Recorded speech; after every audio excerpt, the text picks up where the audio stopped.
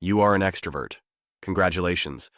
Life is now a non-stop social event that you never actually signed up for, but somehow, here you are. So first, you don't get peace. Ever.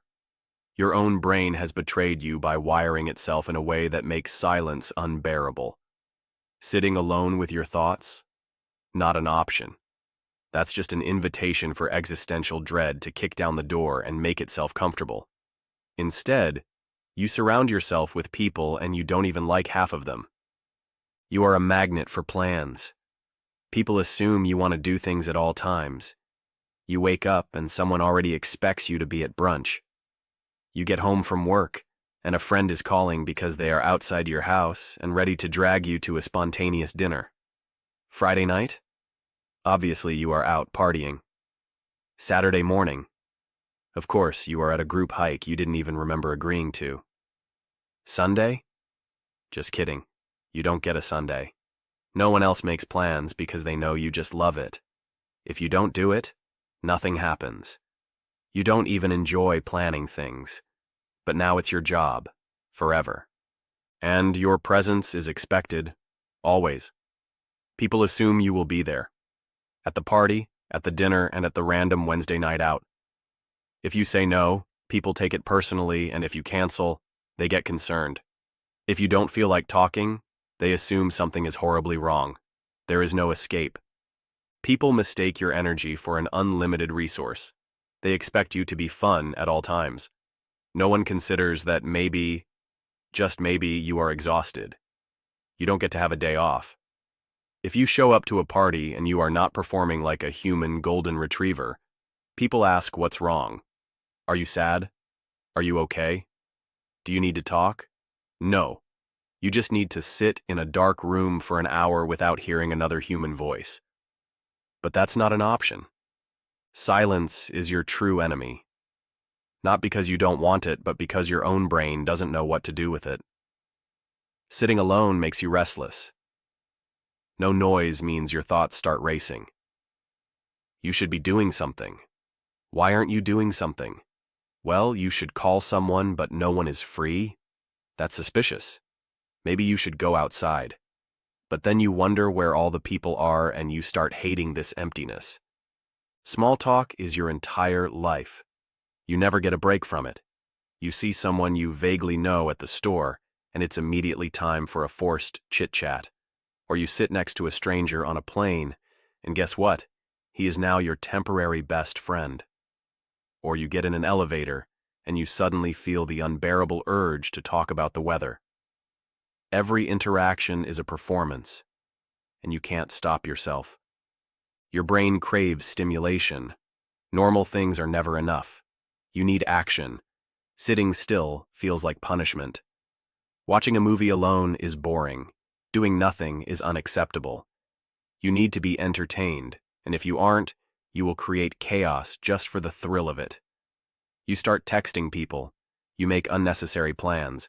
You sign up for things you will regret later. You say yes to events you don't even like, just to avoid the horror of an empty calendar. People assume you love everyone. You don't. In fact, you dislike many of them. But because you are an extrovert, people assume you are delighted by every human interaction.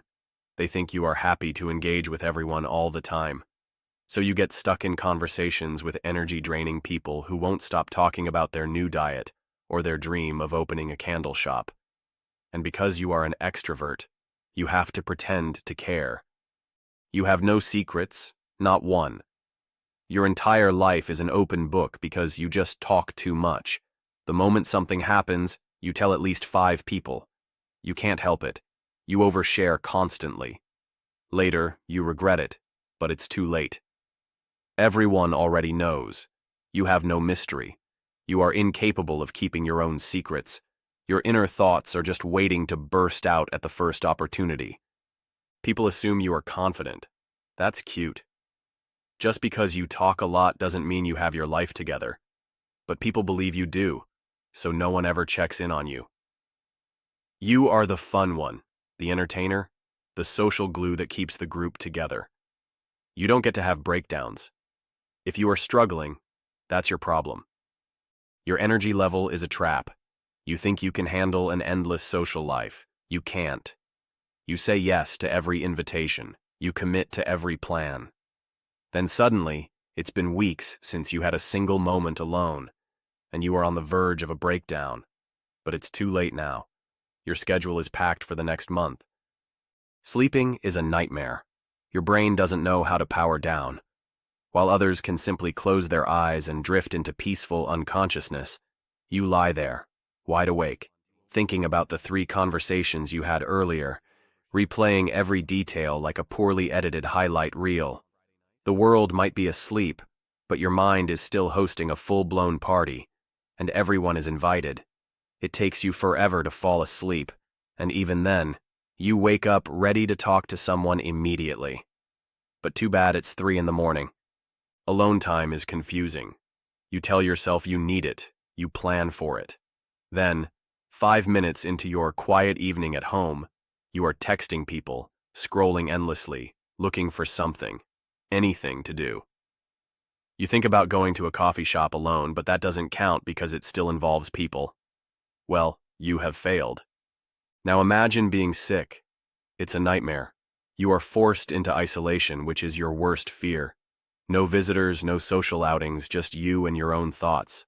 The only interaction you get is texting people dramatic updates on your condition, hoping someone will take pity and bring you soup. Traveling alone is a joke. You think it will be fun.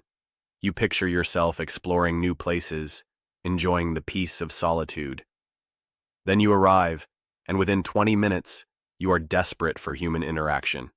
You end up making friends with a group of strangers, joining them for dinner, and suddenly your solo trip is a group vacation. You can't help it. You need the chaos. Oh, and running errands. Yeah, that takes forever. What should be a quick trip to the grocery store turns into a social marathon. You run into an acquaintance, then a coworker, then your old neighbor who insists on recounting their entire medical history. By the time you escape, you've spent 2 hours making polite conversation and forgot half of what you actually needed to buy. The fear of missing out controls your life.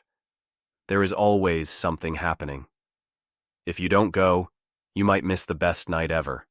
You might miss an inside joke that will be referenced for years. You might miss meeting someone important. You might miss a ridiculous story. So you go. You always go. Even when you don't want to. And here's the real kicker. People assume you love all of this. They think being an extrovert is fun, that it's easy, that it's the best way to be. They don't realize that your life is an exhausting loop of social obligations, overstimulation, and the constant nagging fear of solitude. So yes, being an extrovert sucks, but you will never admit it. Because the moment you do, someone will invite you to an event, and guess what? You'll say yes.